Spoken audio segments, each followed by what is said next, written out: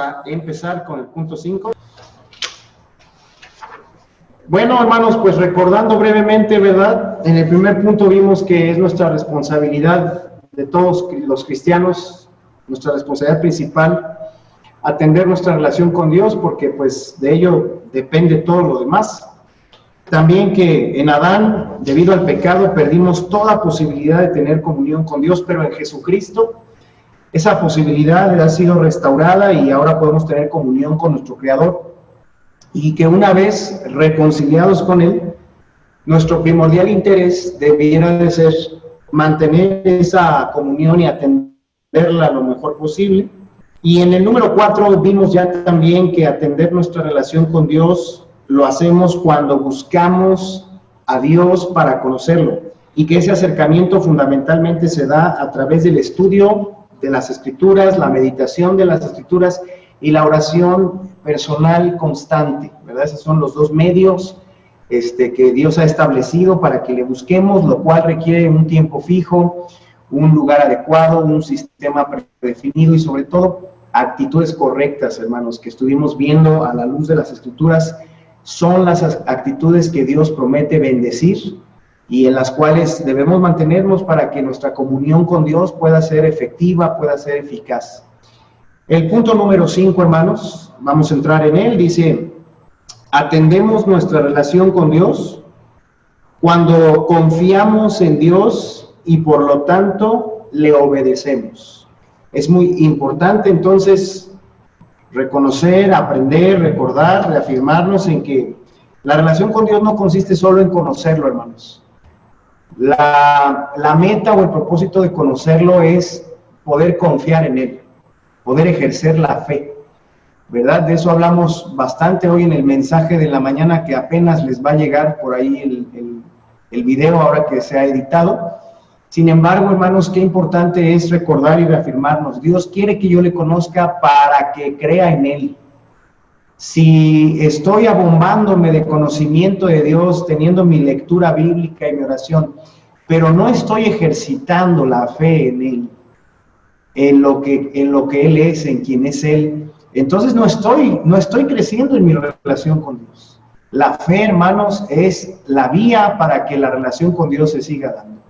Dice ahí, esto requiere, el confiar en Él para obedecerle requiere, primero, que estemos conociéndole, ¿verdad? Por eso todo lo que vimos ya en el punto 4. Y luego implica que voluntariamente estemos eligiendo retirar nuestra confianza de cualquier otra persona o recurso, depositándolo solo en Él, ¿verdad? Depositando nuestra confianza solamente en Dios. Solo así actuaremos con base en su dicho, en su palabra, pues al llenar ella nuestra mente y corazón, también dirigirá nuestra conducta. Esta clase de obediencia basada en la fe, hermanos, es la que agrada y honra al Señor.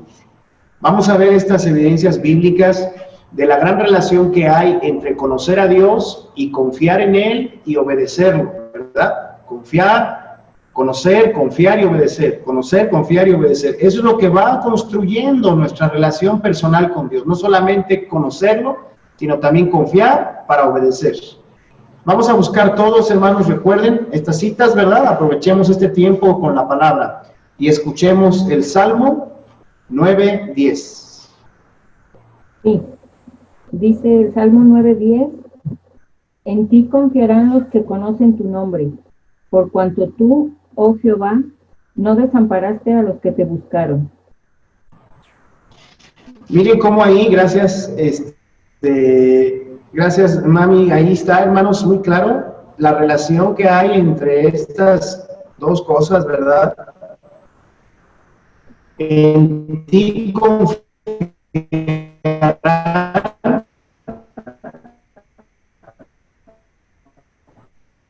los que conocen, ¿verdad? Está conociendo al Señor, mi relación con Dios lo busca, ¿verdad? Esto quiere decir que la búsqueda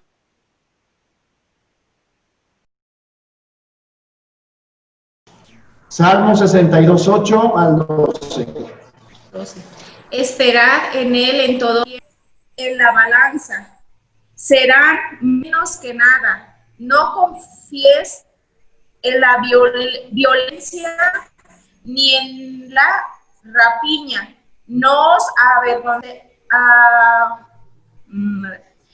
ni a la rapiña. No os amanezcáis si se aumentan las riquezas. No pongáis el corazón en ellas. Una vez habló Dios, 2 veces he oído esto, que de Dios es el poder, y tuya, oh Señor, es la misericordia, porque tú pagas a cada uno conforme a su obra. Gracias, Ani.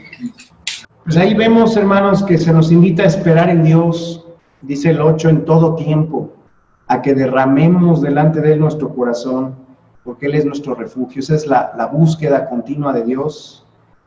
Y luego nos da esas razones, ¿verdad?, de que los hombres son vanidad. Vanidad habla de algo vago o breve, ¿verdad?, algo incierto. Y que los hijos de varón son mentira, ¿verdad?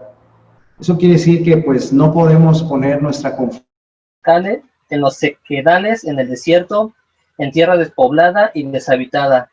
Bendito el varón que confía en Jehová y cuya confianza es Jehová, porque será como el árbol plantado junto a las aguas, que junto a la corriente echará sus raíces y no verá cuando viene el calor, sino que su hoja estará verde y en el año de sequía no se fatigará ni dejará de dar fruto. Engañoso es el corazón más que todas las cosas y perverso. ¿Quién lo conocerá? Yo, Jehová, que escudriño la mente, que pruebo el corazón, para dar a cada uno según su camino, según el fruto de sus obras. Muchos pasajes, gracias Cristian, como este, hermanos, parecieran enseñar que de la confianza a la bendición, pues no hay más camino, no hay más cosas, pero realmente, hermanos, la porción que acaba de leer Cristian y muchas otras en la Biblia enseñan que la confianza es el arranque, es el origen, el confiar en Dios. Por eso es tan fuerte esta maldición, ¿verdad? Que Dios maldice al que confía en el hombre y al que pone carne por su brazo y su corazón se aparta de Jehová. Y luego vienen las consecuencias, ¿no? Dice que va a ser como la retama del desierto, ¿verdad? Una rama que se la lleva el viento, que va a estar en los sequedales del desierto, en tierra despoblada y deshabitada. Lo que no dice entre el 5 y el 6, hermanos, es que por la falta de fe en Dios y la confianza en el hombre y el apoyo en el hombre, ese creyente caminó el camino de la desobediencia. Se aparta de Dios, dice ahí que deja de confiar en Dios, pero de ahí viene un cúmulo de decisiones incorrectas. De ahí viene una serie de malos pasos, malas actitudes que ese creyente por su falta de fe consintió. Y entonces la maldición viene. Y lo mismo en el otro sentido, ¿verdad? El varón, dice del 7, es bendito porque confía en Jehová, va a ser bendecido porque su confianza está en Dios. Y ya luego lo pone como árbol plantado, ¿verdad? Que junto a la corriente echa raíces y no dejará de dar fruto. Pero entre el 7 y el 8, hermanos, están las obras de la obediencia que la fe nos conduce a realizar. Desde las más pequeñas, pues hasta las más complejas. Porque es la fe lo que sostiene al creyente y luego, después del tiempo, viene la bendición. Y los versículos 9 y 10, pues constituyen un recurso muy importante para que nuestra confianza en Dios pueda ser permanente. ¿Y cuál es ese recurso? Pues, por un lado, la naturaleza de nuestro corazón, hermanos, que es engañoso y que si confiamos en nosotros mismos nos vamos a perder. Pero por otro lado, hermanos, la omnisciencia de Dios y su justicia, para estar dándole al creyente, a sus hijos, conforme a su confianza. Pero qué importante, miren, dice el 10, que no solamente va a probar el corazón, sino que va a dar según el camino y según el fruto de las obras. O sea que ahí ya no habla según la fe, ¿te fijas? Ahí habla según las obras. ¿Por qué? Porque entre la fe y entre la confianza y las obras está la obediencia. O mejor dicho, entre la confianza y la bendición, ¿verdad? Están las obras de obediencia. Vamos a Hebreos 11, por favor, hermanos. No podemos ahorita por el tiempo pues leer todo este gran capítulo, pero este capítulo nos deja muy claro, hermanos, que la base de una relación con Dios estable y de poder ser usados y recibir las bendiciones de Dios, pues radica en la fe. Y aunque lo que al principio por fe es muy pequeño, ¿verdad? Y tiene poca trascendencia, cuando esa fe se mantiene, hermanos, la fe llega a ser obras verdaderamente trascendentes. Tenemos en el versículo 4, ¿verdad? Desde el 3 viene una primera de esas obras que la fe nos permite entender la constitución del universo. Y esto es importante porque si no andaríamos perdidos, sin rumbo y sin propósito, pero gracias a la fe en la palabra de Dios, en su poder, hermanos, podemos entender que todas las cosas fueron hechas por Él. Y después darnos cuenta que hay muchas maneras de comprobar eso, ¿verdad? En las evidencias que hay en la creación. Sin embargo, la fe de entrada nos ayuda a no andar perdidos. Te menciona la fe de Abel. Miren, a Abel la fe lo llevó a ofrecer el sacrificio correcto y a tener un buen testimonio delante de Dios por mucho tiempo. A Enoc lo llevó a ser traspuesto porque gracias a su fe pudo agradar a Dios, pudo caminar con Dios. El principio está muy claro en el versículo 6, ¿verdad? ¿Qué dice Hebreos 11:6? Por favor, ahí, Jovas, léenos Hebreos 11:6, el versículo 6. Claro, dice así: pero sin fe es imposible agradar a Dios, porque es necesario que el que se acerca a Dios crea que le hay y que es galardonador de los que le buscan. Gracias, hermano. Ese es el principio con el cual Dios ha decidido tratar al hombre. Que el hombre tenga fe para que obedezca a la palabra de Dios, al dicho de Dios, y entonces pueda esa obediencia acarrear las bendiciones y cumplir los propósitos del Señor. Esto quiere decir, hermanos, que estos hombres que se mencionan aquí, hombres y mujeres, ¿verdad? Enoc, Noé, Abraham y Sara, ¿verdad? Isaac, Jacob, José, Moisés, Josué y otros de los héroes de la fe, Rahab y otros más, cuando empezaron a obedecer, hermanos, no tenían garantías, no tenían cosas que estuvieran viendo ya ahí que les aportaran, ¿verdad? Sencillamente tenían el dicho de Dios, la promesa de Dios, pero creyeron. Esa fue la gran diferencia. La fe nos mueve a obedecer, hermanos. La incredulidad nos mueve a desobedecer o a quedarnos estáticos. Así que este principio de nuestra relación con Dios sigue operando. Toda la obediencia que tú y yo podamos hacer, si va a ser una obediencia agradable a Dios, debe descansar en la fe, en la convicción de quién es Dios, de sus mandamientos, de sus promesas. Por eso también, hermanos, cuando queremos atender nuestra relación con Dios, tenemos que estar revisando si realmente estamos caminando en obediencia por fe. El modelo opuesto a esto, ¿verdad? Muchos cristianos lo están siguiendo por causa de que pues no están reafirmándose en su relación con Dios constantemente. ¿Y sabes cómo viven muchos cristianos así? Están esperando pruebas de Dios para entonces obedecer. Están esperando que Dios haga todas las cosas primero. Están esperando que Dios les dé todo, que Dios, ¿verdad?, los bendiga primero, y no están ejerciendo la fe. Y por eso su relación con Dios no crece, hermanos, porque están poniendo a prueba a Dios. Y Dios no va con eso. Él dice, sin fe es imposible agradarme. Es necesario que si te acercas a mí, creas que ahí estoy y que voy a galardonar tu búsqueda de mí, tu obediencia.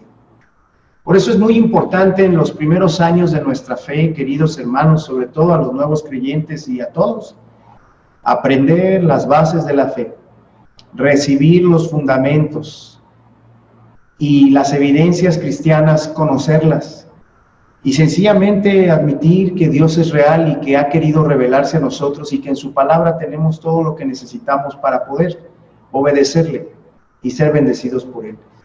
Ahí está entonces el otro aspecto de la relación con Dios. Conocerlo fue uno, ahora estamos hablando de confiar y obedecer.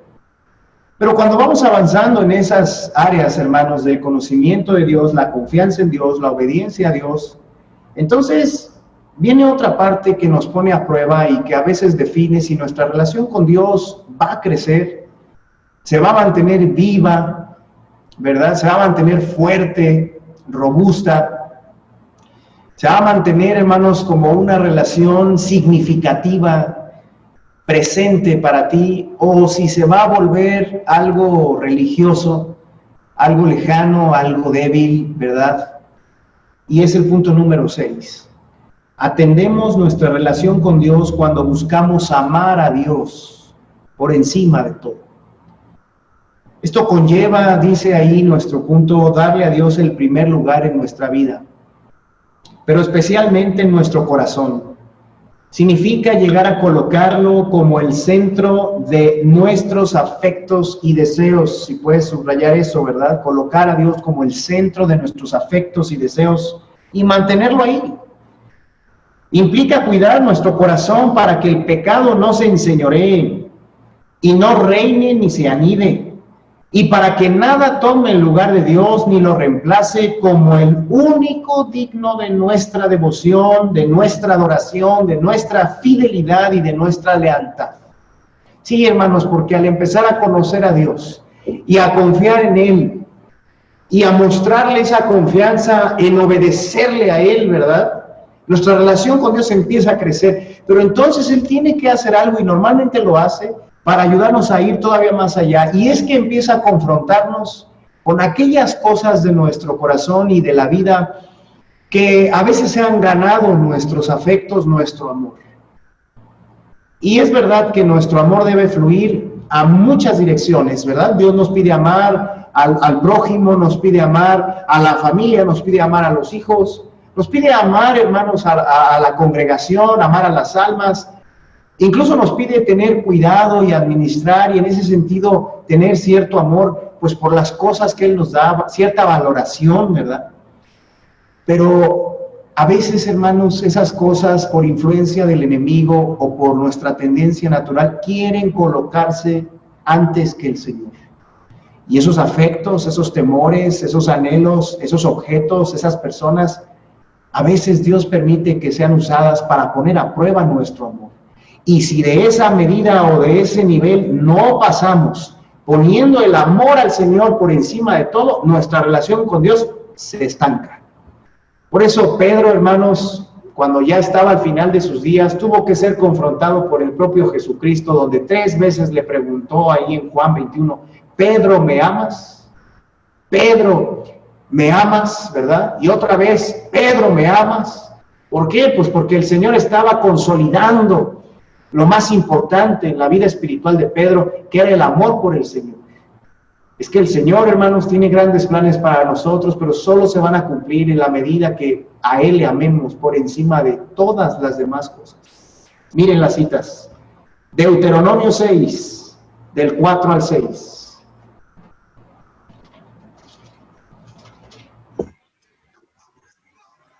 Deuteronomios 4, del 4 al 6. Mas vosotros que seguís. Deuteronomio 6. ¿6? 4 al 6. 6. 4 al 6. Oye Israel, Jehová nuestro Dios, Jehová uno es, y amarás a Jehová tu Dios de todo corazón y de toda tu alma y con todas tus fuerzas. Y esas palabras que yo te mando hoy estarán sobre tu corazón. Gracias, hermana. Vemos ahí cómo Dios a Israel le dice, ¿verdad?, que lo primero que tenía que ocupar su corazón, pues era Él. Amarás a Jehová con todo lo que tienes, con todo lo que eres, con todo tu ser. Dice también, hablando de esto mismo y ampliándolo, hermanos, este pasaje muy especial, que es Deuteronomio 8, 11 al 20, adelante. Y vamos a él.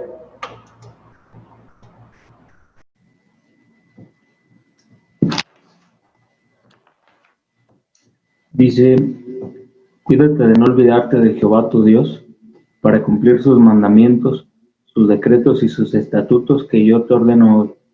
No suceda que comas y te sacies, y edifiques buenas casas en que habites, y tus vacas y tus ovejas se aumenten, y la plata y el oro se te multipliquen, y todo lo que tuvieres se aumente, y se enorgullezca tu corazón, y te olvides de Jehová tu Dios, que te sacó de tierra de Egipto, de casa de servidumbre, que te hizo caminar por un desierto grande y espantoso, lleno de serpientes ardientes y de escorpiones y de sed, donde no había agua, y él te sacó agua de la roca del pedernal, que te sustentó con maná en el desierto, comida que tus padres no habían conocido, afligiéndote y probándote para a la postre hacerte bien. Y digas en tu corazón: mi poder y la fuerza de mi mano me han traído esta riqueza. Sino acuérdate de Jehová tu Dios, porque Él te da el poder para hacer las riquezas, a fin de confirmar su pacto que juró a tus padres, como en este día.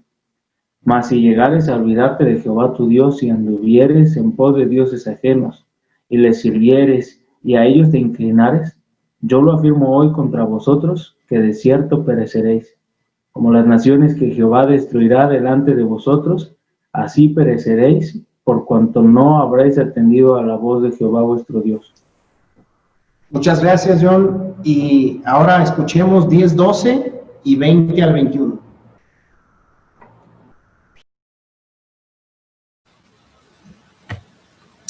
Ahora pues, Israel, ¿qué pide Jehová tu Dios de ti? Sino que temas a Jehová tu Dios, que andes en todos sus caminos y que lo ames, y sirvas a Jehová tu Dios con todo tu corazón y con toda tu alma.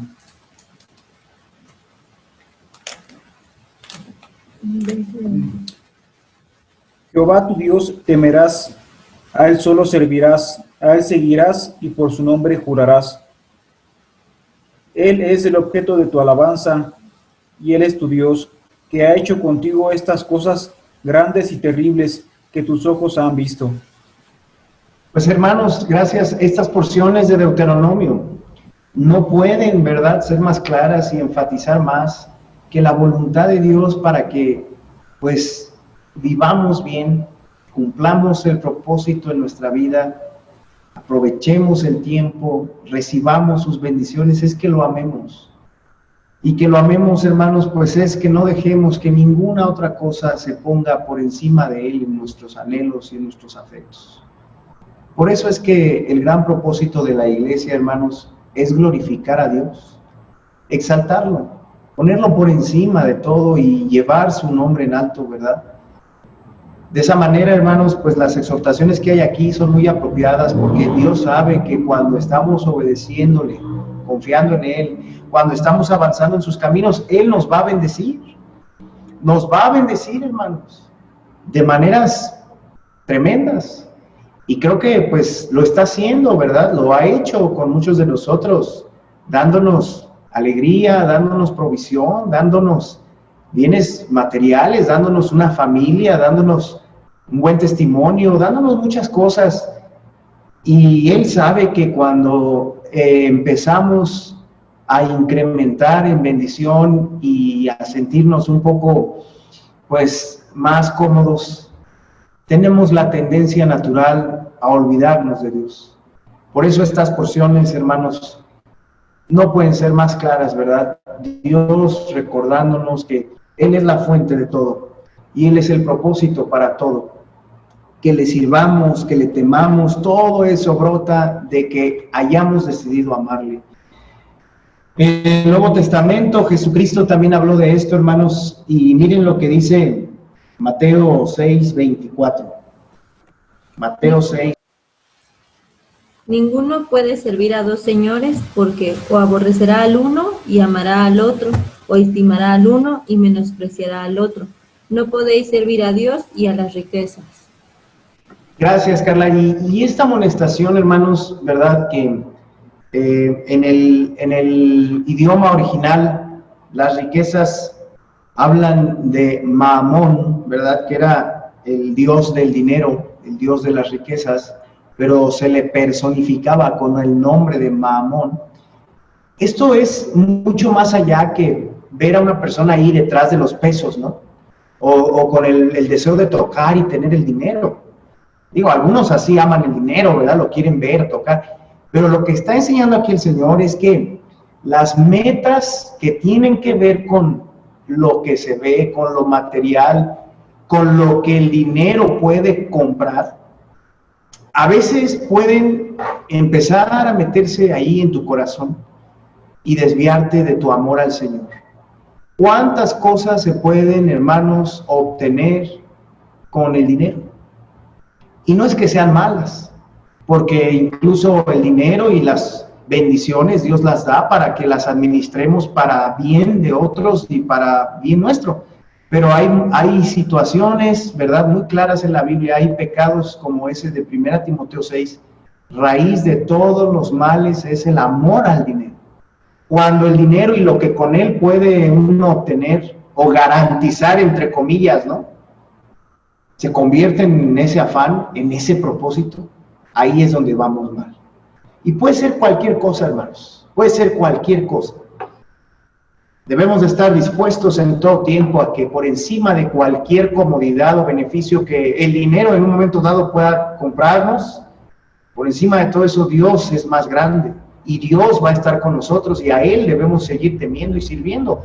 Por eso es que Jesucristo no vaciló, hermanos, en llamar a sus discípulos a seguirlo, dando todo y con un costo muy alto. ¿Qué dice Lucas 14, 25 al 35?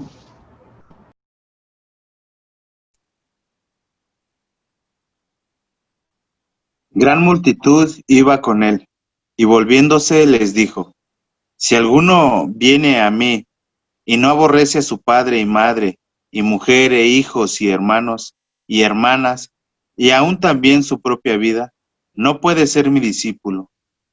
Y el que no lleva su cruz y viene en pos de mí, no puede ser mi discípulo. Porque, ¿quién de vosotros, queriendo edificar una torre, no se sienta primero y calcula los gastos a ver si tiene lo que necesita para acabarla? No sea que después que haya puesto el cimiento y no pueda acabarla, todos los que lo vean comiencen a hacer burla de él, diciendo: este hombre comenzó a edificar y no pudo acabar. ¿O qué rey al marchar a la guerra contra otro rey no se sienta primero y considera si puede hacer frente con 10,000 al que viene contra él con 20,000? Y si no puede, cuando el otro está todavía lejos, le envía una embajada y le pide condiciones de paz. Así pues, cualquiera de vosotros que no renuncie a todo lo que posee, no puede ser mi discípulo. Buena es la sal, mas si la sal se hiciere insípida, ¿con qué se sazonará? Ni para la tierra, ni para el muladar es útil. La arrojan fuera. El que tiene oídos para oír, oiga. Gracias, hermanos. Estas tres parábolas nos enseñan acerca del costo de seguir a Cristo, de que el costo es precisamente un amor prioritario, un amor supremo al Señor. Cuando elegimos seguir a Cristo y ser cristianos fieles, no hay otro camino para lograrlo, hermanos, más que tener un amor prioritario al Señor. Quiero que esto, hermanos, pues para cada uno de nosotros nunca llegue a ser un asunto romántico. Jesucristo no fue romántico ni sentimentalista. El amor a Dios, hermanos, el amor a Dios es obediencia. El amor a Dios es sacrificio. El amor a Dios es renuncia a todo lo que estorbe nuestra vida espiritual, a todo lo que estorbe los propósitos de Dios. El amor a Dios, hermanos, se pone a prueba, dice el 26 y 27, por los afectos de familiares que en un momento dado eligen no creer a Dios, no andar en el mismo camino, vivir y pensar diferente. Y sus maneras de ser y de vivir muchas veces las podemos, ¿verdad? Las podemos sobrellevar, pero hay puntos de inflexión donde es muy importante mantenernos fieles a Dios y ponerlo a Él antes que a otras personas, por muy cercanas o por muy amadas. Porque si no lo hacemos, hermanos, no solamente les damos a ellos mal testimonio de que nuestro Dios no es tan importante, ni tan grande, ni tan poderoso como para que nosotros seamos obedientes a pesar de todo, No solamente les damos mal testimonio, además de eso, hermanos, nosotros nos debilitamos en fe. Parece que no, pero a veces vamos permitiendo que otras relaciones muy importantes se conviertan en un estorbo para nuestra vida espiritual. Y la verdad es que estamos puestos para influir en muchas personas, empezando por nuestra familia, en todo lo que podamos, pero hay casos muy específicos. Jesucristo habla de eso, cuando los familiares, por su manera de vivir y por sus ideas y por su influencia, están estorbando tu relación con Dios, están estorbando tu obediencia, están estorbando tu avance, están estorbando que tú hagas a la manera de Dios las cosas en tu vida, en tu casa, con tus hijos, con tu dinero, con tu tiempo. Y entonces ahí es donde el Señor nos llama a tomar una decisión de a quién vamos a amar primero. Y aunque parezca a veces doloroso, ordenar nuestro amor y ponerle al Señor la prioridad, hace que los demás afectos se ordenen y se metan en el cauce en donde más bendición Dios puede dar, quizás no a corto plazo, pero a mediano y a largo plazo sí.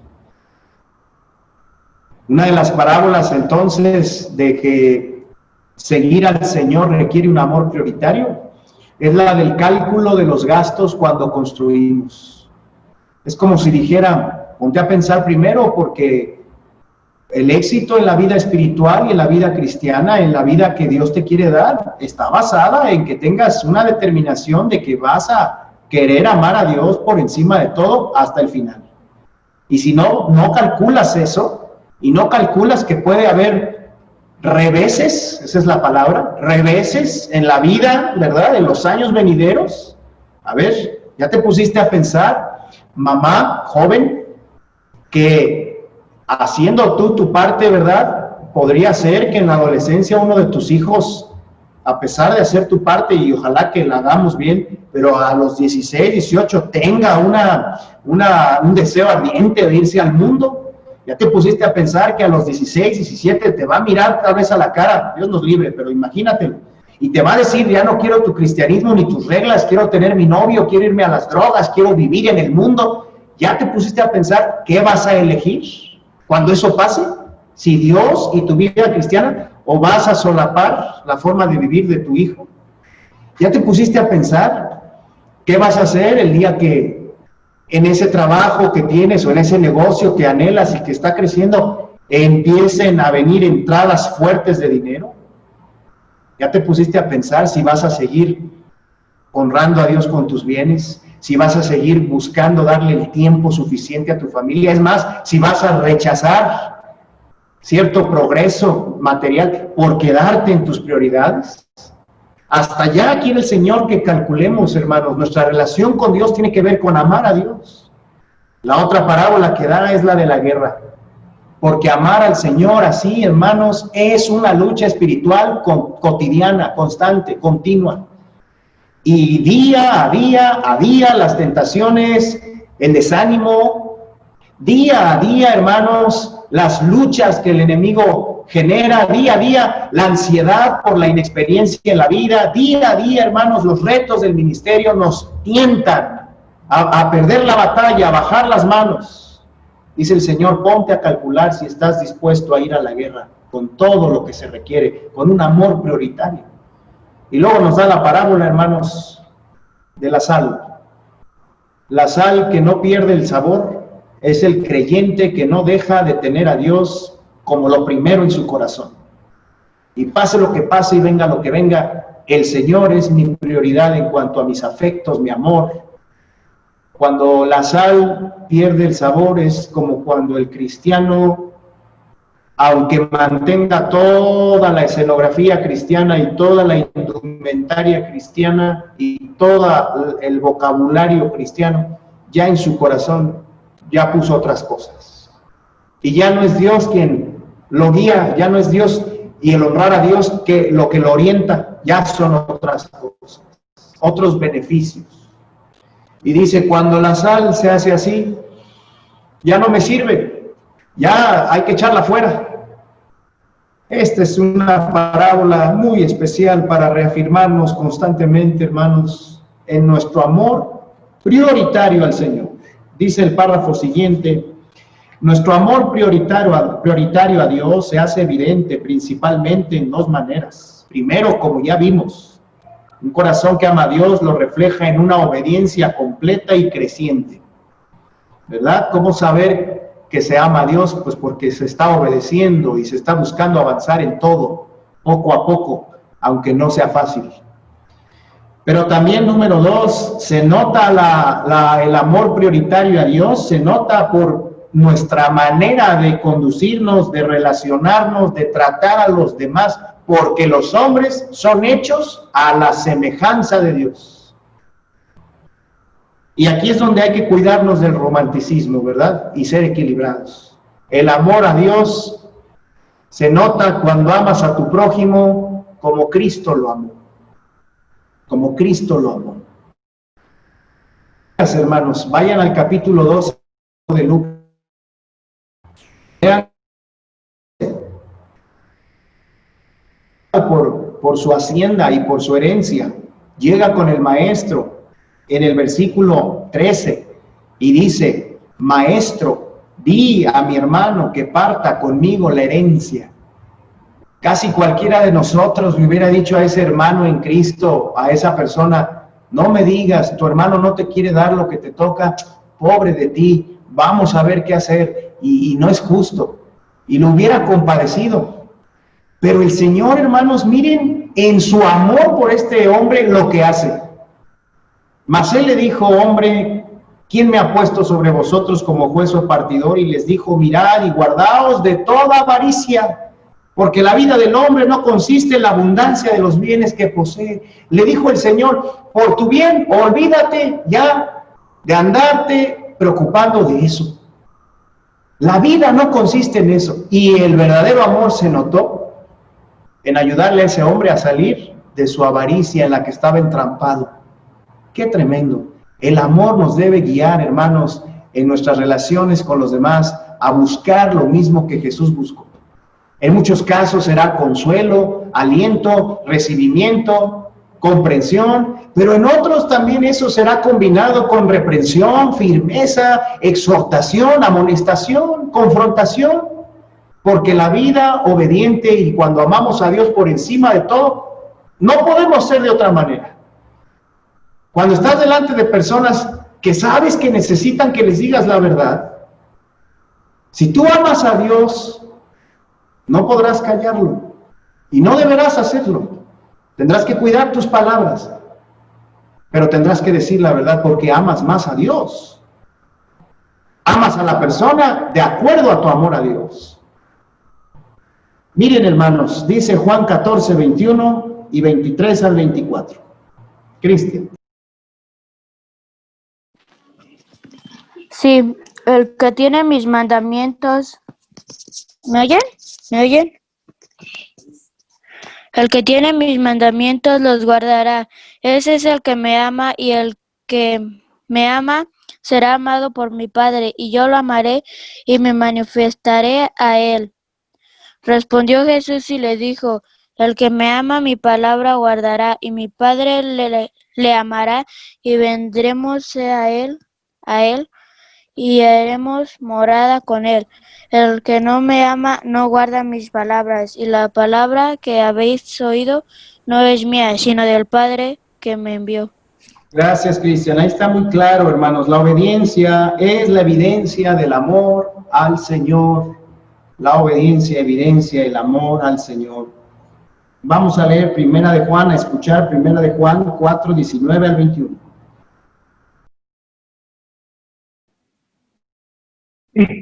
Dice Primera de Juan 4, 19. Nosotros le amamos a Él porque Él nos amó primero. Si alguno dice: yo amo a Dios, y aborrece a su hermano, es mentiroso. Pues el que no ama a su hermano, a quien ha visto, ¿cómo puede amar a Dios a quien no ha visto? Y nosotros tenemos este mandamiento de Él: el que ama a Dios, ame también a su hermano. Está, ¿verdad, hermanos? Evidencia del amor a Dios, la obediencia. Efecto del amor a Dios, ¿verdad? Aparte de la obediencia, el amor a los demás, el amor al prójimo, el amor al prójimo. Y escuchen también Marcos 12, del 28 al 34, y vamos a buscarlo, hermanos. Dice, acercándose uno de los escribas que los había oído disputar y sabía que les había respondido bien, le preguntó, ¿cuál es el primer mandamiento de todos?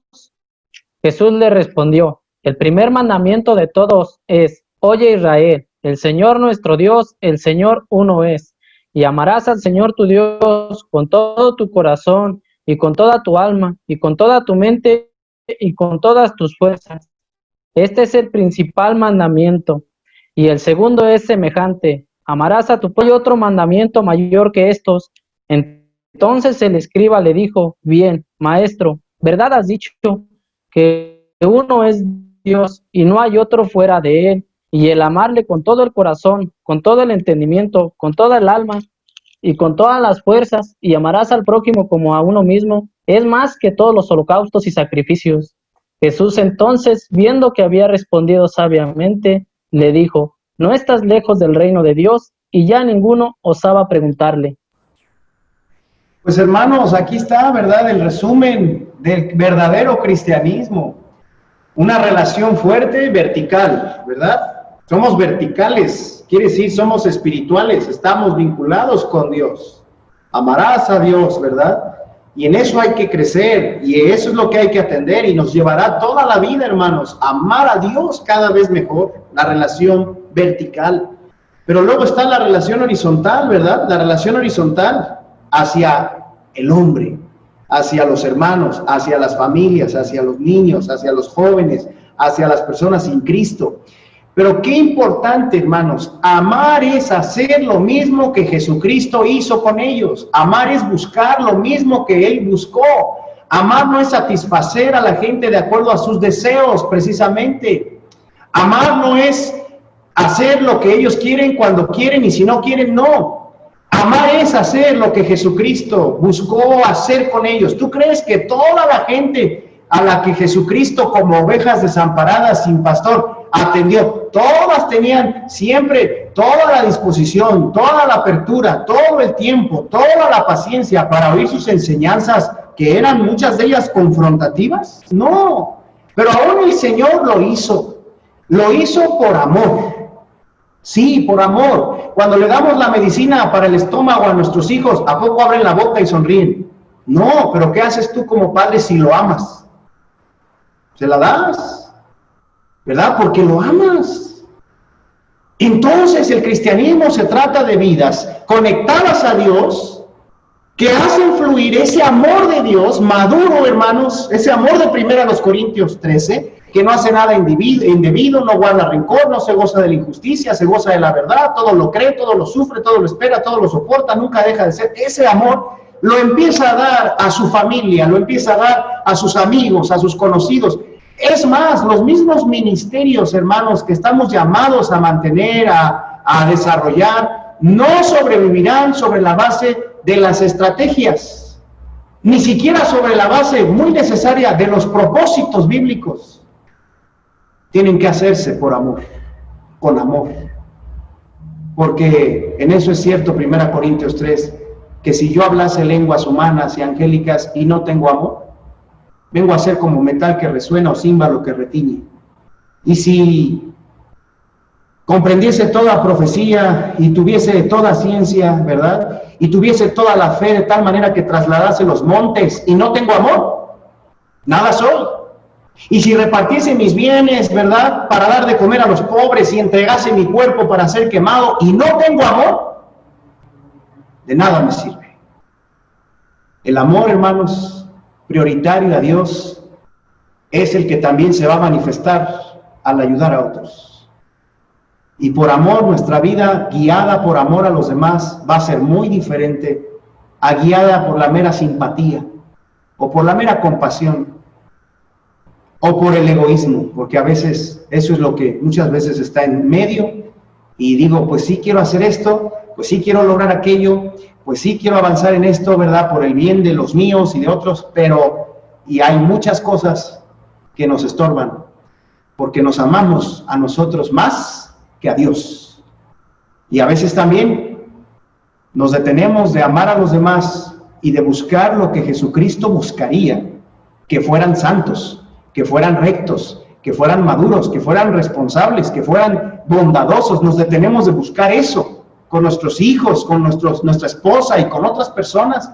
Nos detenemos por miedo a batallar, por miedo a perder, por miedo a sufrir, por miedo a enfrentar. Eso es falta de amor.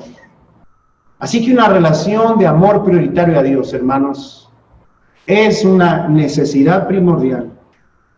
Pero rebobinemos un poquito. No puedo amar a Dios así si no estoy confiando en Él y obedeciéndole. Pero no puedo confiar y obedecer si no lo estoy conociendo. Y no puedo conocerlo si no lo estoy buscando. Y no lo puedo buscar, hermanos, si no estoy consciente de que este es mi tiempo y que mi vida está para eso, para atender mi relación con Dios. Así que hagamos aquí una pausa, hermanos, para meditar un poco y preguntar, ¿verdad? Y dar el tiempo por si alguien tiene algún comentario respecto a estas cosas. Tal vez nos quiere compartir un testimonio breve, alguna aplicación de algo que quiere y ve urgente relacionar de estas cosas que hemos visto con su propia vida, con su propia familia, su ministerio. Tal vez es una pregunta que alguien quiere hacer o incluso una petición de oración, ¿verdad? Cualquier manifestación que pueda edificarnos y que pueda construirnos, hermanos, alrededor de este asunto tan importante de conocer a Dios, confiar en Dios, obedecer a Dios y amar a Dios, ¿verdad? Que es un ciclo precioso en el que hay que mantenernos. Les dejo la palabra, hermanos, por favor, si alguien quiere levantar la mano, comentar, para eso estamos, ¿verdad? Alguna gratitud, alguna petición, adelante, hermanos.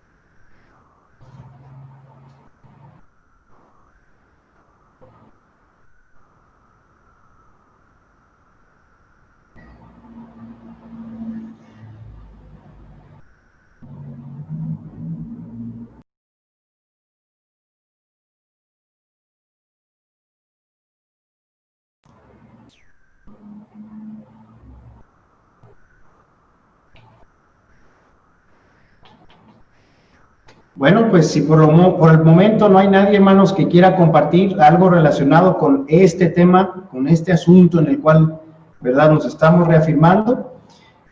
Bueno, quiero pedirle a un voluntario, ¿verdad?, o voluntaria que muy breve pero sustanciosamente ore, y así continuaremos con el segundo bloque, que ore al Señor y que le pida que nuestro amor por Él siga creciendo, siga fortaleciéndose.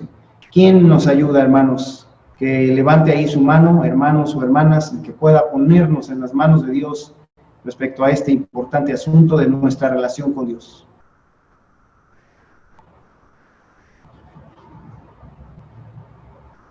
Adelante, Norma, vamos a orar, hermanos. Señor, queremos en esta tarde agradecerte mucho por la oportunidad que nos das de tener pues estos cursos para reafirmar nuestra relación contigo, volver a retomar pues los principios que tú nos has dejado en tu palabra. Estamos pues viviendo tiempos difíciles donde aunque estamos en nuestras casas a veces es más fácil olvidarnos de ti, y queremos rogarte porque guíes nuestro corazón cada día para buscar primeramente tu rostro, tu bondad y tu misericordia, y poderlo aplicar a nuestra vida para, aunque estemos en casa o veamos a poca gente, pues podamos demostrar que somos tus hijos y que confiamos en ti, que te amamos, y que ese amor que pues nos das, lo podamos dar a ti también, Señor. Te damos muchas gracias porque nos has cuidado en todo este tiempo, y te rogamos porque sigas cuidando nuestra salud y nuestro entrar y salir de nuestras casas, y también y principalmente pues nuestra relación contigo, que siga cada día creciendo, y que no nos olvidemos nunca de ti ni del sacrificio que hizo Cristo por nosotros, Señor, y gracias porque somos tus hijos. En el nombre de Jesús te rogamos por todo y por tu amor también. Amén. Amén. Vamos al punto final, hermanos, de este asunto en el que nos estamos reafirmando, al punto final, que es el punto 7. Hemos repartido ya varias citas que llegan hasta Colosenses 3, ¿verdad? Y vamos a avanzar hasta ese punto, y ahí haremos la última asignación de citas, que nos llevará hasta la recta final. Así que, atendemos nuestra relación con Dios, hermanos, además de lo que hemos visto, también cuando nos mantenemos entregados a Jesucristo y buscamos ser llenos del Espíritu Santo. Atendemos nuestra relación con Dios cuando nos mantenemos entregados a Jesucristo y buscamos ser llenos del Espíritu Santo. De modo, dice ahí, que Él nos controle, produzca el carácter de Cristo en nosotros y nos dé su poder para vivir como Él quiere. Todo ese punto 7, ayúdame a leerlo nuevamente, Carlos Olvera, ayúdame a leerlo nuevamente, el punto 7. ¿Qué dice?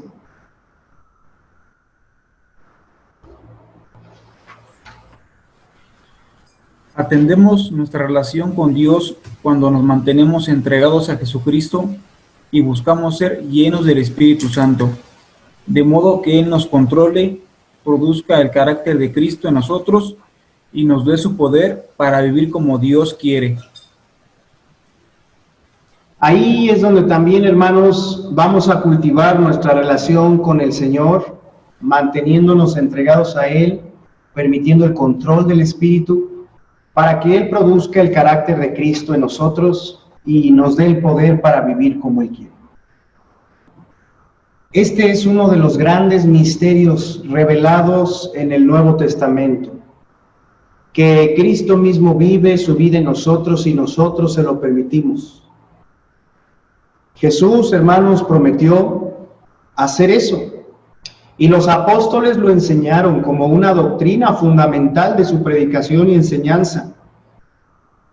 Ellos decían que esto era una realidad espiritual accesible para todo cristiano, dejar que Cristo viva su vida en él. Llegar a entender y llegar a vivir este control, el control del Espíritu, es vital para experimentar la victoria sobre los tres grandes enemigos: la carne, el mundo y Satanás. No hay otra manera de vencer, hermanos, la carne, el pecado que está en nosotros. No hay otra manera de vencer el mundo tan atractivo y tan afanoso y en fin. Y no hay otra manera de vencer a Satanás más que por medio del señorío de Cristo en nuestras vidas. La posibilidad, dice el siguiente punto, de que Cristo habite al creyente y desde su interior lo conduzca a la madurez, es lo que motiva e impulsa el ministerio cristiano. Si hay algo que nos debe hacer y mover para servir y cumplir nuestro ministerio, es precisamente la realidad de que Cristo, hermanos, desde adentro nos va dirigiendo a ser mejores personas. Porque ¿de qué otra manera podríamos motivarnos a hacer nuestros ministerios personales, nuestros ministerios en la iglesia, nuestros ministerios formales o cualquier buena obra? ¿De qué otra manera si no es motivándonos en que Jesucristo quiere producir su vida en nosotros y manifestar en esos ministerios, en esas labores, lo que ya tenemos en Cristo? Su amor, su bondad, su verdad, en fin. Dicen estas citas. Vamos a escuchar y a ver, hermanos, Colosenses 1, 26 al 29, que nos habla de esta posibilidad y de esta meta en la vida cristiana. Dice así, hermanos: el ministerio que había estado oculto desde los siglos y edades, pero que ahora ha sido manifestado a sus santos, a quienes Dios quiso dar a conocer las riquezas de la gloria de este ministerio entre los gentiles, que es Cristo en vosotros, la esperanza de gloria, a quien anunciamos amonestando a todo hombre y enseñando a todo hombre en toda sabiduría, a fin de presentar perfecto en Cristo Jesús a todo hombre, para lo cual también trabajo, luchando según la potencia de Él, la cual actúa poderosamente en mí. Gracias, Jovas. Miren cómo dice que esto, hermanos, esta verdad es o era un misterio, ¿verdad?, que había estado oculto. No se conocía entre los profetas y entre los hombres de Dios. No se sabía que Dios se había hecho hombre y luego a través del Espíritu había venido a hacer su morada en los creyentes. No se conocía, es un misterio que Dios dejó para nuestra época, hermanos. El más grande misterio y realidad espiritual, dice el 27, que es Cristo en nosotros, la esperanza de gloria. Ahí esperanza, hermanos, se refiere a la certidumbre. Y gloria es tanto poder, ¿verdad?, pues como el futuro con la presencia de Dios. Es una frase, ¿verdad?, muy completa, muy profunda. Cristo en ti es todo. Es la certeza, ¿verdad? Es la esperanza, es el poder, es el cielo mismo, ¿verdad? Cristo en ti es la bendición más grande. Y por eso dice el 28 que el ministerio consiste precisamente, aunque estés en un ministerio de servicio o aunque estés en un ministerio de enseñanza, el ministerio consiste, dice el 28, en anunciar, amonestar y enseñar en sabiduría de Dios para presentar maduros, perfectos en Cristo a todos. Por eso dice el 29 que el apóstol Pablo, hermanos, y nosotros también, ¿verdad? Por eso es lo que nos tiene aquí. Por eso trabajamos en lo que trabajamos, luchamos en lo que luchamos con la potencia de Dios, y otra vez dice, la cual actúa poderosamente en mí. Ahí está otra vez. Eso es lo que nos tiene, hermanos. No nos tiene cumplir, aquí no nos tiene cumplir un calendario. Aquí no nos tiene, hermanos, ¿verdad?, cumplir ciertas metas que nos hayamos puesto y que muchas veces son necesarias para mantenernos orientados. Lo que nos tiene aquí es la realidad de que Cristo mora en nosotros y puede obrar sus milagros desde adentro hacia afuera y en otras personas también. Dice también Efesios 3, 17 al 19, por favor.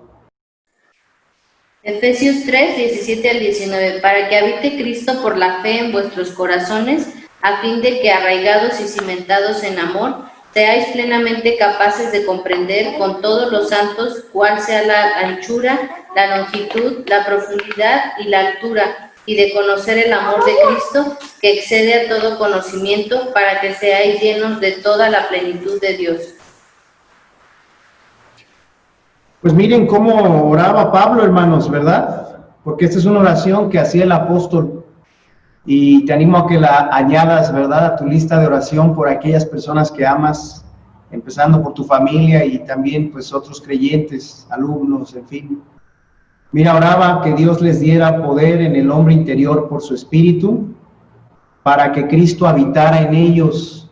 No es que no viviera ahí, pero habitar tiene la idea de tener el dominio, de tener plena libertad de movimiento, de acceso, de control. Oraba Pablo para que fueran fortalecidos interiormente a fin de que Cristo habitara en ellos y entonces se arraigaran, se cimentaran en amor y fueran capaces de comprender, ¿verdad?, las dimensiones del amor, el alcance del amor de Dios y de conocer al Señor y hermanos, dice ahí, ser llenos de toda la plenitud de Dios. Qué deseos, ¿verdad?, tan tremendos tenía este hombre de Dios por las ovejas, por los discípulos que había conocido. Y yo, hermanos, ¿verdad?, y tú también estamos llamados a mirar a eso, a que eso suceda en la vida de los creyentes. Aunque parezca a veces un poco difícil esto de aplicar o de entender, pues, hermanos, hay que orar así. Hay que orar así.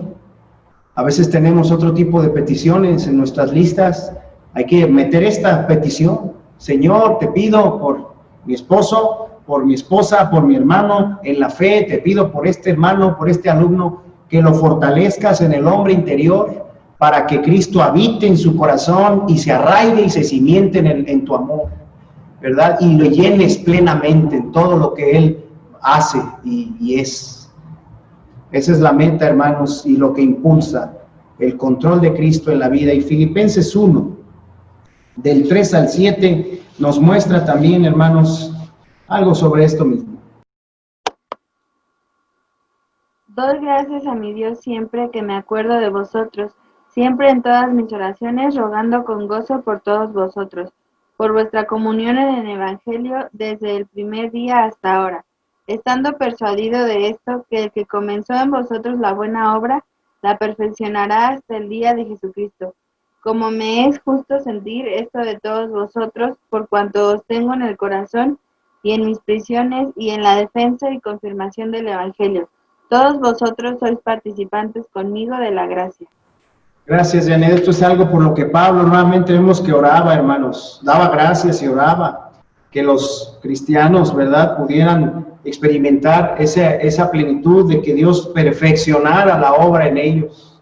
Y tenía esa confianza, esa convicción, eso es lo que le movía, ¿verdad?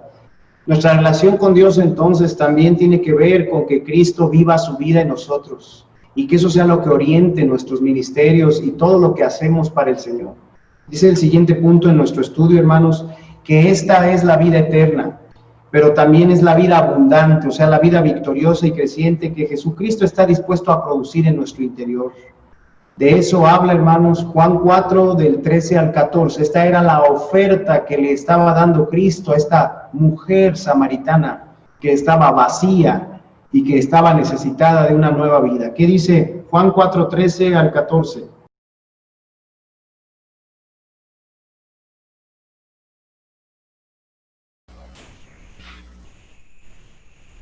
Respondió Jesús y le dijo: cualquiera que bebiere de esta agua volverá a tener sed, mas el que bebiere del agua que yo le daré no tendrá sed jamás, sino que el agua que yo le daré será en él una fuente de agua que salte para la vida eterna.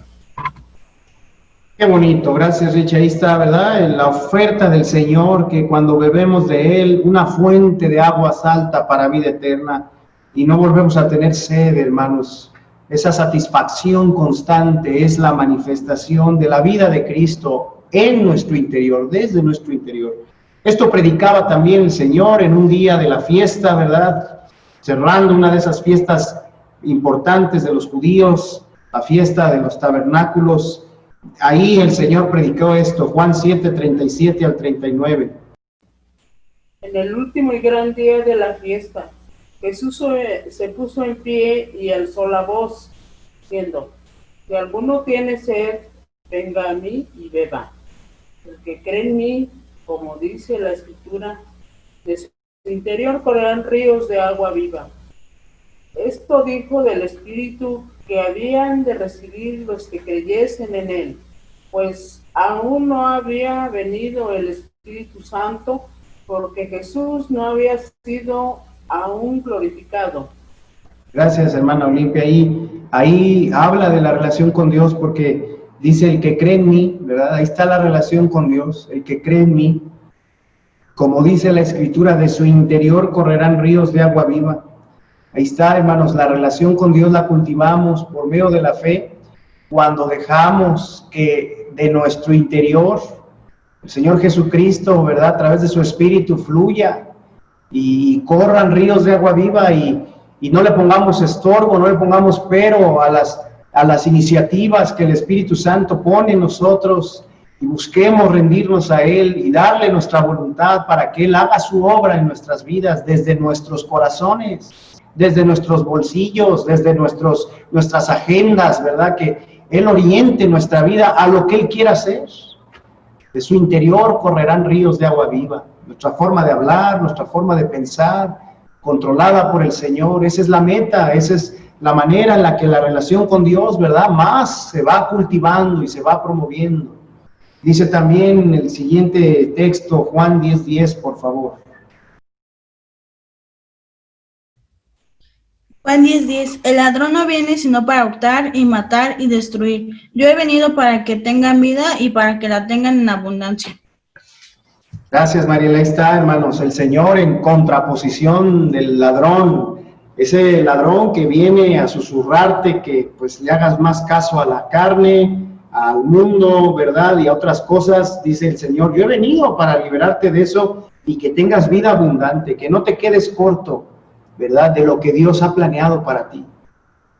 Y luego dice el punto siguiente, que cuando vivimos, hermanos, esta vida, entonces estamos viviendo la vida de Cristo y Él se manifiesta llevándonos a buscar y a realizar la voluntad de Dios, ¿verdad? Dice Colosenses 3:1-4.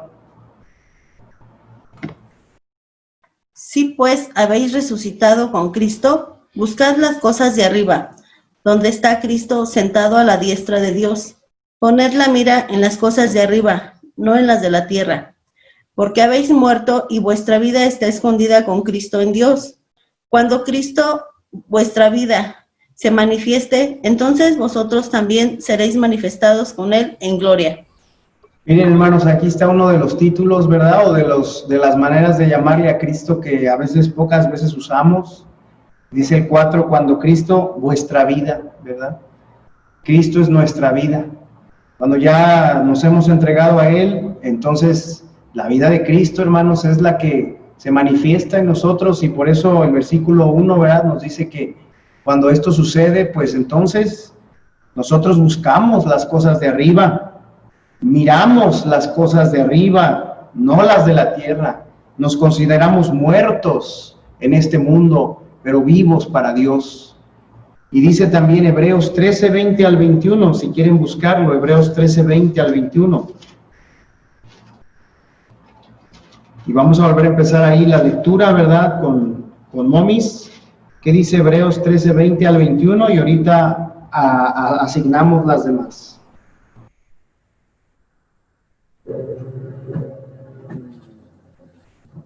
Ahí voy, ¿eh? Hebreos 13, 20 y 21. Dice: y el Dios de paz, que resucitó de los muertos a nuestro Señor Jesucristo, el gran pastor de las ovejas, por la sangre del pacto eterno, os haga aptos en toda obra buena para que hagáis su voluntad, haciendo Él en vosotros lo que es agradable delante de Él por Jesucristo, al cual sea la gloria por los siglos de los siglos. Amén. Amén, ¿verdad? Estos versículos claramente nos dicen que la vida del Señor y lo que hacemos es por medio de lo que Él hace, ¿verdad? Dice, haciendo Él en nosotros. Así que es la vida de Cristo la que se va manifestando a través de nuestra guía por el Espíritu, del gobierno del Espíritu Santo. El punto que sigue ahí en nuestro estudio, hermanos, entonces nos dice, ¿verdad?, que esta entrega de la que venimos hablando, esta entrega a la vida controlada por Dios, no es el servicio, no es el ministerio, más bien consiste en la consagración o dedicación total de nuestro ser por medio de la rendición de nuestra voluntad. Eso es un punto, hermanos, muy sensible, un punto muy fino, un punto que solamente cada quien puede rastrear y analizar en lo íntimo de su ser y de su conciencia, si está o no rindiendo su voluntad al Señor, si está o no manteniendo su consagración, su dedicación. Pero esta entrega, esta vida así, a vivir así, es la rendición de la voluntad para que Dios, dice ahí, dirija nuestra vida, la llene y la use de acuerdo con su voluntad y planes. De esta manera se da la adoración más alta que Dios merece recibir de sus hijos. La consagración, la entrega de la voluntad, hermanos, es la manera más alta en la que podemos aspirar a adorar a Dios. Más que haciendo cualquier clase de sacrificio, es siendo el sacrificio nosotros, nuestra voluntad rendida para que el Señor mueva nuestras vidas, mueva nuestros recursos, mueva nuestros tiempos a donde Dios y como Dios haya establecido en su palabra. Volvemos al punto en el que estábamos. La base, hermanos, entonces, no antes, ¿verdad? La entrega al Señor no es el ministerio o el servicio, sino la rendición de nuestra voluntad. Así lo dice Romanos 6, 11 al 13, que dice: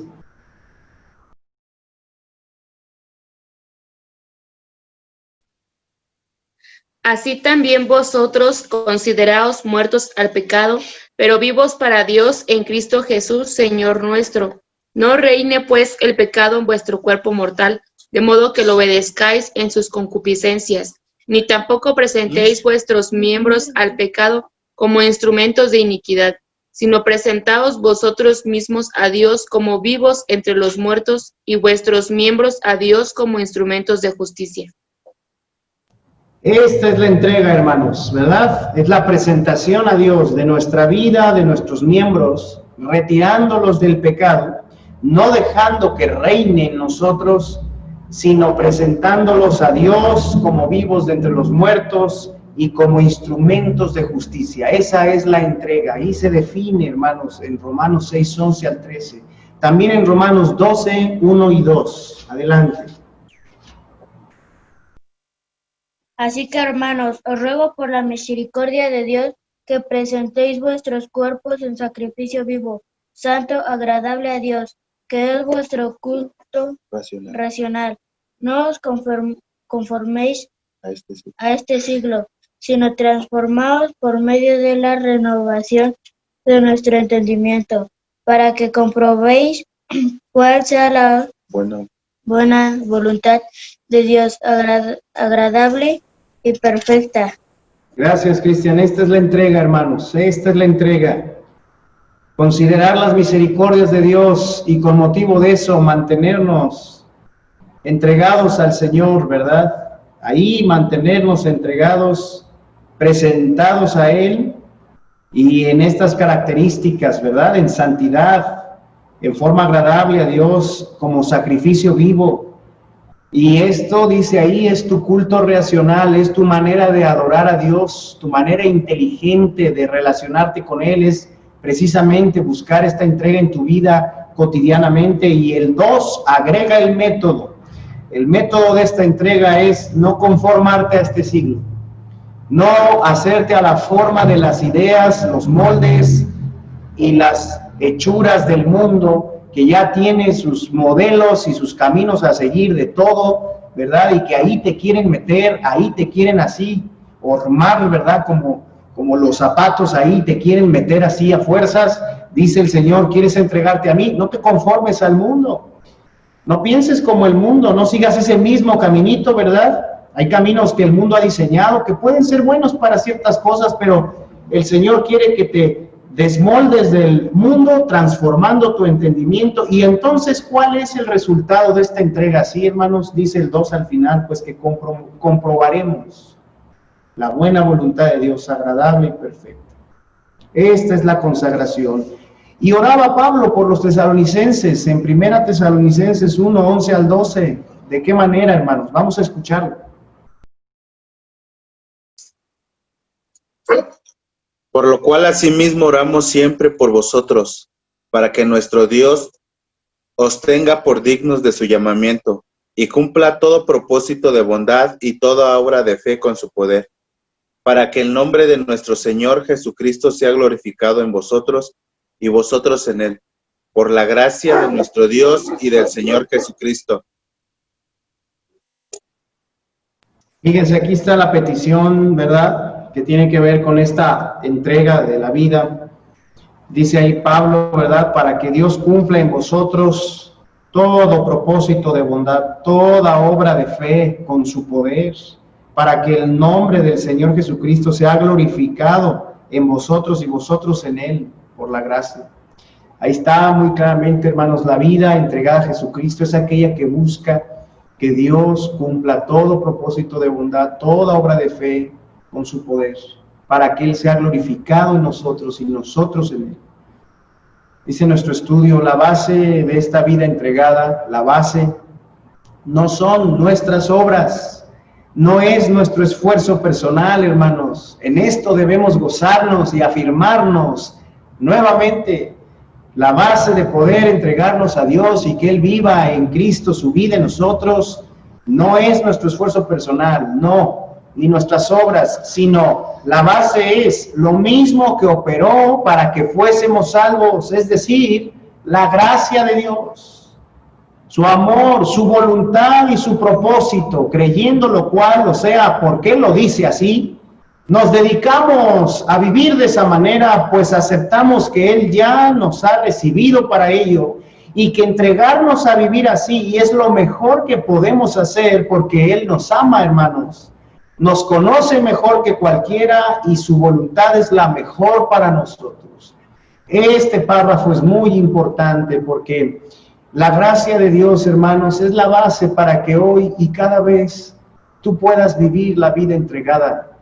A veces el diablo siembra muchas culpas y tu propio desempeño espiritual no es lo que quisieras y te vienes abajo y dejas de buscar al Señor y dejas de avanzar con libertad en sus caminos porque dices, pues ya no he logrado esto, pues ya no he vivido así, pues ya fallé otra vez, pues ya caí otra vez, pues ya mis actitudes otra vez me gobernaron, pues ya volví a hacer lo mismo de lo que me había arrepentido. La gracia de Dios está disponible para que nuevamente te dediques al Señor, te presentes a Él las veces que sean necesarias.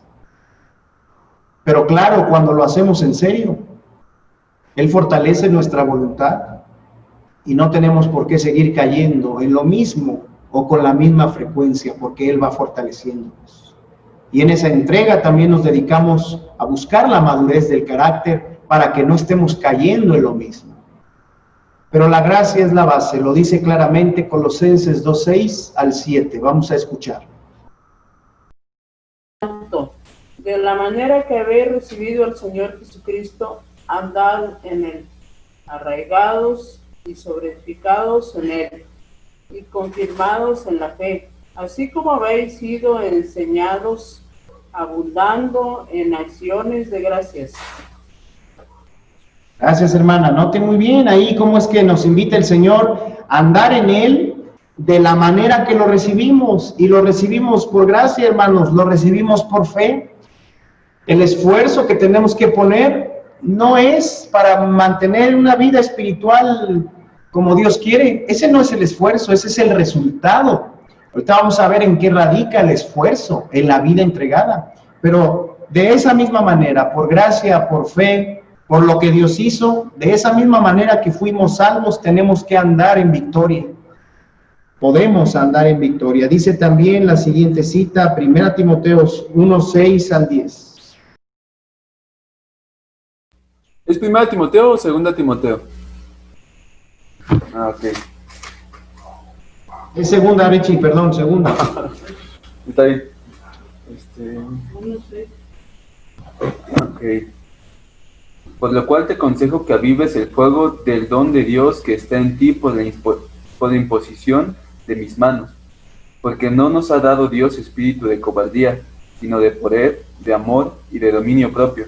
Por tanto, no te avergüences de dar testimonio de nuestro Señor, ni de mí, preso suyo, sino participa de las aflicciones por el Evangelio según el poder de Dios, quien nos salvó y llamó con llamamiento santo, no conforme a nuestras obras, sino según el propósito suyo y la gracia que nos fue dada en Cristo Jesús antes de los tiempos de los siglos, pero que ahora ha sido manifestada por la aparición de nuestro Salvador Jesucristo, el cual quitó la muerte y sacó a luz la vida y la inmortalidad por el Evangelio. Gracias, Richie. Pues aquí Pablo, hermanos, le aconsejaba a Timoteo que avivara el fuego del don que estaba en él, ¿verdad? El ministerio.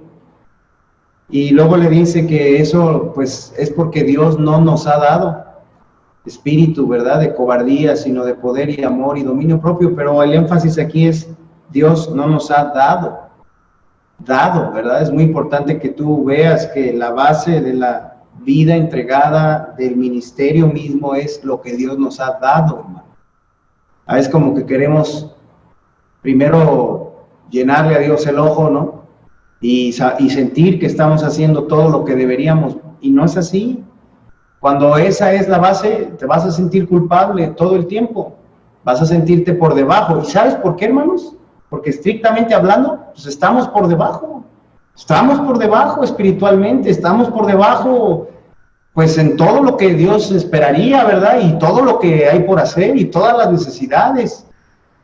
No somos suficientes, pero en el Señor y en su gracia tenemos que avanzar y bastarnos con ello.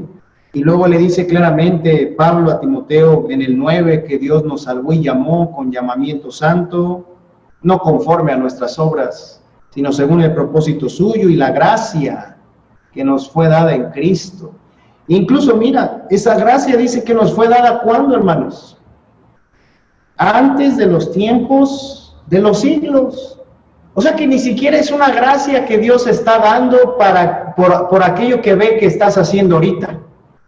Que esto es hermoso, hermanos, es grande, es una gran bendición reafirmarnos en esto, que no tenemos que ganarnos ni la salvación, ni la santidad, ni la vida de servicio, ni el ministerio, ni el llamamiento. Es por gracia, ya lo tenemos, Dios nos lo quiso dar, nos lo regaló. Solo hay que convencerse de eso y vivir de esa manera. Es una gran bendición saber que siempre podremos renovarnos en lo que Dios ha dado en Cristo. Él sí lo ganó. Él sí sudó la gota gorda, Él sí derramó la sangre, hermanos. Nosotros no. Nosotros podemos vivir sobre ese sacrificio por la gracia de Dios. Y aunque sacrifiquemos y nos cueste y nos esforcemos, es sobre la gracia de Dios. Ya dice ahí el párrafo siguiente, esta entrega es precisamente también, hermanos, la plataforma idónea desde la cual nuestra relación con Dios puede crecer más. Pues nuestra voluntad necia y rebelde deja de ser un estorbo. Y también, si lo quieren anotar ahí, la ley, ¿verdad?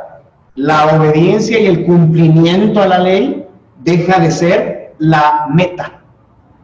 Sí, porque algunos cristianos, hermanos, viven bajo la ley, creyendo que su obediencia y su servicio es una competencia por ir dando la talla, ¿verdad? Y aunque en efecto tenemos que ir madurando, la base no es esa, no es una competencia. Se trata de mantenernos en la gracia de Dios. Cuando lo entendemos esto, hermanos, entonces podemos relacionarnos con Dios mucho más, ¿verdad? Porque sabemos que Él ya nos ha recibido, ya nos ha amado, ya nos ha aceptado, y que podemos hacer lo que Él quiere sobre la base, pues, de su propia aceptación. Dice Santiago 4:4, hermanos, hablando de cómo es que nos debemos ver y cómo Él nos quiere ver a nosotros y cómo es que nos defiende y nos cela del mundo. ¿Qué dice Santiago 4?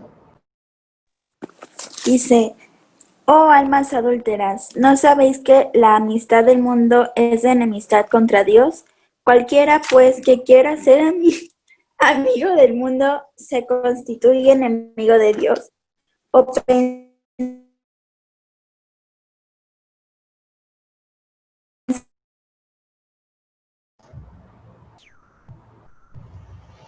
Ahí está, ¿verdad? Por ahí se cortó un poquito la señal, pero gracias, Milka. Vemos cómo es que Dios, hermanos, nos dice en el 5 que su espíritu nos anhela celosamente.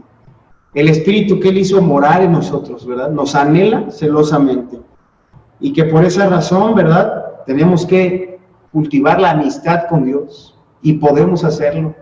Evitar la amistad con el mundo y cultivar la amistad con Dios, porque Él nos anhela celosamente. Esa es la base, hermanos. No nos tenemos que ganar la relación con Dios. Ya Dios está abierto, ya Dios está dispuesto. A pesar de nuestras debilidades y fallas y errores, Él nos anhela celosamente.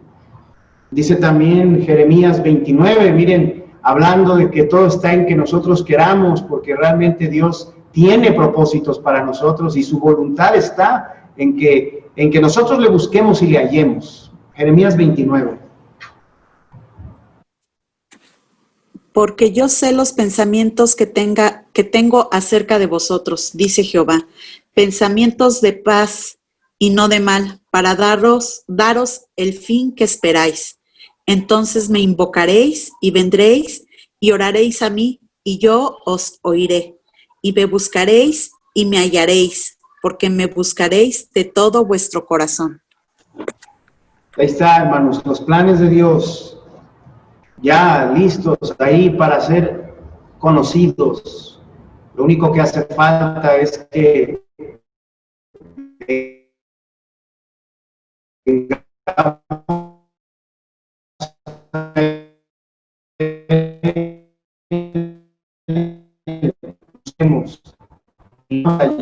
¿verdad? Porque Él es bueno y en su bondad tiene esos planes para nosotros. Solamente nuestra voluntad reacia a caminar.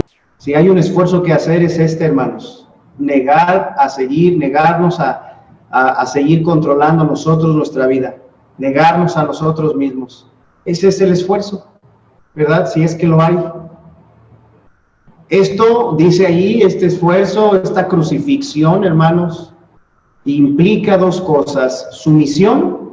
Esa sumisión es una sumisión interna que practicamos aquí adentro, en nuestra intimidad, en donde reconocemos nuestra rebeldía, nuestra necedad, nuestra dureza. Ahí nos entregamos, nos sometemos. Pero también implica una sujeción externa, pues en lo que hacemos, en cómo decidimos, en cómo andamos. Sumisión interna, sujeción externa al Señor. Y esto es algo, hermanos, dice ahí, que solo podemos hacer, cuando reconocemos nuestra total imposibilidad y nuestra falta de recursos para vivir como Dios quiere, a la vez que nos apropiamos por la fe de la vida que Él nos ofrece y procedemos a vivirla en sus recursos, o sea, con base en su carácter de Dios, en sus obras, en su llamado, en sus promesas, de tal manera que en la vida consagrada a Dios nosotros hacemos nuestra parte, hermanos, de crucificar nuestra carne, de negarnos a nosotros mismos, de apropiarnos y confiar en la gracia de Dios y querer vivir esa vida. Pero cuando eso hacemos en la vida entregada, Dios hace su parte también. Y cuando nota que un cristiano está haciendo eso y se está entregando para vivir así, Dios le ayuda, lo libera, lo controla, lo transforma, lo madura, hermanos, lo fortalece y lo usa. Esa es la gran verdad, hermanos, milagrosa del cristianismo. Cristo haciendo lo que tú no puedes, Cristo obrando lo que en mi debilidad yo jamás podría. Por eso dice Gálatas 2:20. Gálatas 2:20. Con Cristo estoy juntamente crucificado, y ya no vivo yo, mas vive Cristo en mí. Y lo que ahora vivo en la carne, lo vivo en la fe del Hijo de Dios, el cual me amó y se entregó a sí mismo por mí. Muy importante esa cita, hermanos, que habla de nuestra meta para mantener una relación con Dios constante, fuerte, mantenernos crucificados, para que Él viva su vida en nosotros. Así que el reto, hermanos, es negarnos constantemente a tener el dominio, a decidir nosotros conforme a lo que sentimos, a decidir conforme a otros factores, negarnos a eso. Y ahí es donde, hermanos, cada uno de nosotros tiene su propia lucha, tiene sus propios desafíos, sus propias debilidades, y son esas debilidades las que más tenemos que rendirle al Señor en función de que nuestra voluntad no se mueva de allí, de ese lugar de entrega. Si nuestra voluntad se mantuviera ahí, hermanos, nos mantendríamos haciendo continuamente la voluntad de Dios. Y aunque tuviéramos que variar la manera de lograr algunas cosas, nos mantendríamos ahí obedeciéndole. Y aunque las personas cambien con nosotros, ahí estaríamos obedeciéndole y Él estaría obrando su voluntad en nosotros, porque estamos cuidando que nuestra voluntad no se mueva, no divague, no se asiente, no se pose sobre otras cosas. Porque somos muy dados, muy reacios, y es nuestra naturaleza olvidarnos de la voluntad de Dios y que emocionarnos con otras cosas y querer andar en otros caminos. Y no se puede, hermanos, servir a Dios y a otros dioses. Ya no nos va a dar tiempo de revisar todas las citas finales. Les animo a hacerlo, hermanos, en su estudio personal, pero terminemos revisando la parte final. Cuando vivimos entregados a Jesús, hermanos, podemos entonces vencer el pecado. Si tú te pones a querer vencer el pecado solo, no lo vas a poder. Cuando te entregas al Señor y le das tu voluntad, Él te fortalece y vences el pecado. Cuando te propones vivir para Él, mantenerte en sus caminos conectado a lo que Él quiere, entonces vences el pecado. Cuando tu amor por Él está donde debe estar y estás perseverando en conocer a Dios, en confiar en Él, en obedecerlo, entonces vences el pecado. No hay que concentrarse en vencer el pecado, hay que concentrarse en su relación con Dios para que la victoria sobre el pecado sea un resultado. ¿Por qué, hermanos? Pues porque el poder del Espíritu Santo, cuando tú te entregas a vivir así, está contigo, actúa en ti, te gobierna. Eso explica Romanos 6, Romanos 7, Romanos 8. Léanlo después con mucho detenimiento para que puedan recordar estas verdades tan hermosas de que en Él tenemos victoria constante, porque su Espíritu nos fortalece, nos vivifica. La manifestación, dice, de esta vida, la vida controlada por el Señor, es precisamente la producción del carácter de Jesucristo en nuestra forma de ser, hermanos. Pero se requiere crucificar, ¿verdad?, constantemente nuestras pasiones. Se requiere crucificar nuestros deseos. Atención, o sea, reconocer, renunciar y rendir al Señor las fuertes tendencias que nos quieren llevar a ser egoístas y rebeldes. Por eso, hermanos, necesitamos ver con esa energía, con ese dolor, con esa pasión, aquellas tendencias rebeldes que nos llevan a desobedecer a Dios, aunque sea en lo poco, y reconocer que somos débiles ante eso, porque si no nos duele eso y lo reconocemos, aunque sean cosas pequeñitas, pero que Dios ya nos ha mostrado, nuestra voluntad está ahí entregada a eso, aunque parezcan cosas menores o inofensivas, el punto es que nuestra voluntad sigue ahí, no está rendida al Señor. Yo le he tenido que entregar al Señor, hermanos, mi voluntad con lágrimas, al darme cuenta que en pequeños detalles que parecían inofensivos, no le estaba obedeciendo. Y lo que nos debe doler, hermanos, no es tanto la magnitud del pecado, grande o chico, sino que nuestra voluntad se mueve de la suya y nos desviamos y somos desleales a Él y nos hacemos sus enemigos cuando estamos sirviendo al pecado y a otras cosas. Una vida consagrada, hermanos, nos convierte en instrumentos útiles, en instrumentos de Dios para usos honrosos. Eso enseña Timoteo y Hebreos. La vida consagrada, haz de cuenta que es una herramienta que Dios puede llevar y usar multipropósito en cualquier asunto que Él quiera. Los apóstoles lograron lo que lograron porque se mantenían entregados a Jesucristo. Cualquier creyente puede empezar a ser usado por Dios cuando está entregado al Señor así. Esta humillación, dice el último punto, esta humillación ante el Señor nos permite vivir guardados del maligno, ser firmes en la fe y caminar en el ciclo de la madurez en el cual Dios se ocupa de nosotros a pesar de las circunstancias. Qué bonito, hermanos. Y vamos a dejar que se lea por lo menos 1 de Pedro 5, 6 al 10. Quien lo tenga, déle lectura, por favor.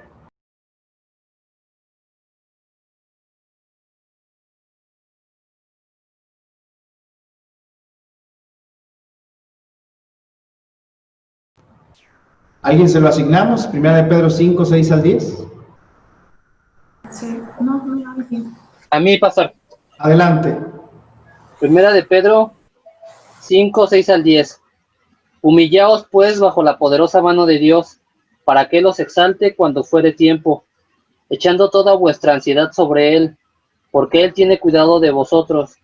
Sed sobrios y velad, porque vuestro adversario el diablo, como león rugiente, anda alrededor buscando a quien devorar, al cual resistid firmes en la fe, sabiendo que los mismos padecimientos se van cumpliendo en vuestros hermanos en todo el mundo. Mas el Dios de toda gracia, que nos llamó a su gloria eterna en Jesucristo, después que hayáis padecido un poco de tiempo, Él mismo os perfeccione, afirme, fortalezca y establezca. Gracias, Cristian.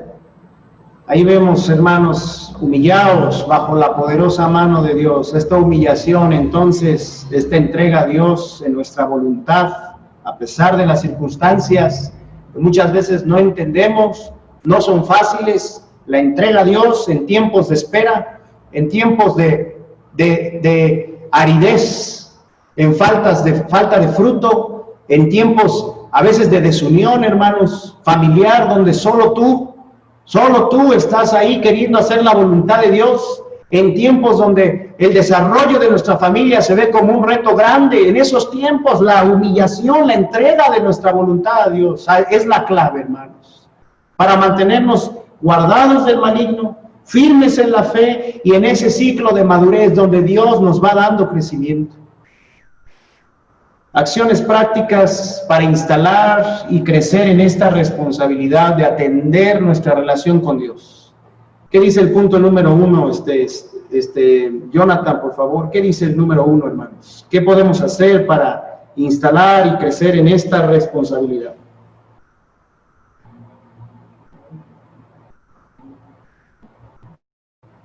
Creo que no tienes tu audio encendido, hermano. Ahora sí. Repasa y profundiza personalmente estos preceptos, haciendo oración por esta área de tu vida. Te los recomiendo que repases estos preceptos, estos versículos y ores constantemente por tu propia relación con Dios. Yo creo que esa es una de las peticiones, ¿verdad?, que en forma personal tenemos que hacer constantemente. Y ahora ya sabes más cosas por qué orar cuando ores por tu relación con Dios. Señor, que yo pueda conocerte. Señor, que pueda yo confiar en ti, que pueda obedecerte. Ayúdame a amarte por encima de todo y a vivir entregado a Jesucristo con la llenura del Espíritu. Orar por tu relación con Dios es orar por todas esas áreas, más por tu identidad en Cristo, que también lo vimos un poquito, ¿verdad? Que yo me identifique más con el Señor. Repasa y ora por esta área de tu vida. Armando, número 2, ¿qué otra acción tenemos que hacer para poder fortalecer esta responsabilidad de nuestras vidas? ¿Tienes ya para cultivar tu relación con Dios un tiempo fijo, un lugar adecuado, un sistema predefinido? Establécelo o restablécelos en tu horario de actividades. Lleva tus anotaciones. Gracias, Armando, ¿verdad? Pues hay que llevar esto, hermanos, a un tiempo fijo, a un espacio específico de la semana. Hay que llevar esto a nuestras actividades, ¿verdad? Si al día de hoy tu tiempo de buscar a Dios y conocerle y tu tiempo de oración para hacerte escuchar por el Señor no tiene una hora definida, una frecuencia definida, ahí insértala ahí con la ayuda del Señor y mantente vigilante de ese tiempo. Lleva tus anotaciones, ¿verdad? También, por favor, Juan Carlos Salazar, número 3. Revisa si estás teniendo las actitudes correctas hacia la Biblia. Si no, arrepiéntete delante de Dios sinceramente y retómalas sin excusas. Ahí radica nuestro fracaso o éxito. Ahí están las actitudes hacia la Biblia, un espíritu respetuoso, humilde, ¿verdad? Dócil, como lo vimos, amante de la verdad, de fe, convicción, de paciencia, sobre todo de obediencia. Reconocer que no hemos estado acercándonos a la Biblia con esas actitudes es muy importante y retomar esas actitudes cuando leemos nuestras Biblias, hermanos. Regresarnos, ¿verdad?, de las actitudes que ahora hemos adoptado, a veces de que pues no es tan necesario, de que Dios no me va a hablar, ¿verdad? A veces de que pues, es muy difícil obedecer a Dios, todo ese tipo de actitudes, de impaciencia, ¿no? Sí, pero pues ya rápido quiero entenderlo. Todas esas actitudes, declarárselas al Señor, confesárselas como pecado y retomarlas, instalarlas correctas, pedirle de su ayuda. Y finalmente, número 4, por favor, Mane, si nos escuchas, ¿qué dice el número 4, Mane? Sí, dice, ¿ya te entregaste a Jesucristo personalmente? Si no, busca hacerlo. Pide ayuda si lo necesitas. Mantén tu consagración al Señor. Mantén tu consagración al Señor, ¿verdad? Creo que un porcentaje, un buen grupo de este grupo que está aquí ya conoce las enseñanzas básicas de la consagración, las enseñanzas bíblicas básicas. Algunos incluso hasta pues tienen esos materiales impresos, ¿verdad? Las predicaciones sobre el señorío de Jesucristo que se estuvieron dando hace unas semanas también tienen que ver con eso. Y debemos, hermanos, para atender nuestra relación con Dios, mantenernos entregados a Cristo. Y si tú nunca te has entregado, puedes preguntarle a un cristiano maduro que te ayude, que te guíe para que se consolide, se confirme tu consagración y sepas cómo mantenerla. De entrada, pues es presentarte a Dios en oración con toda sinceridad y pedirle que tome tu vida y la comience a guiar, abriéndole tú de par en par la puerta de tu vida y todas las áreas de tu ser, confesándole, ¿verdad?, todo lo que hay en ti y sin reservarte nada. Vamos a terminar, hermanos, esta reafirmación poniéndonos en las manos de Dios y pidiéndole que nos siga ayudando a cultivar una relación fuerte con Él en todos estos aspectos con su ayuda. Y yo le agradezco la presencia, ¿verdad?, el tesón, el esfuerzo que todos ustedes están haciendo, hermanos, para llegar hasta el final de este primer bloque de reafirmación. Recuerden que viene ahorita una semana de descanso, un viernes y un domingo en el que no tendremos estas sesiones, y hasta la primera semana de septiembre nos volvemos a ver en esta modalidad para tomar otra área de nuestra vida cristiana, otra área de reafirmación. Así que quiero pedirle, por favor, finalmente que nos despida en oración a nuestro querido hermano Carlos Olvera. Por favor, ora por nosotros, hermano. Ponnos en las manos de Dios, ¿verdad? Y pídele al Señor por esta área de nuestras vidas.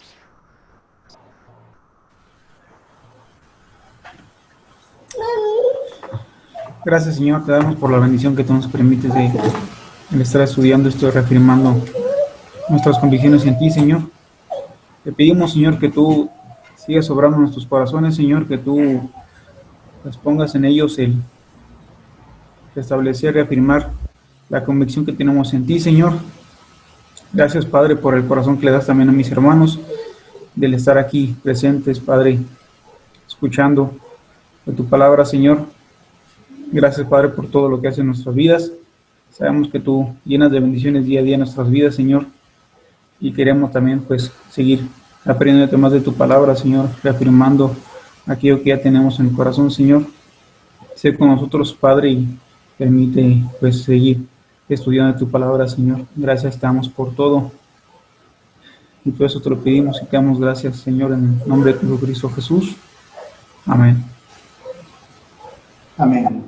Gracias, Carlos. Pues, hermanos, estamos ahí en contacto, ¿verdad? Deseamos que puedan cerrar bien este día, esta semana.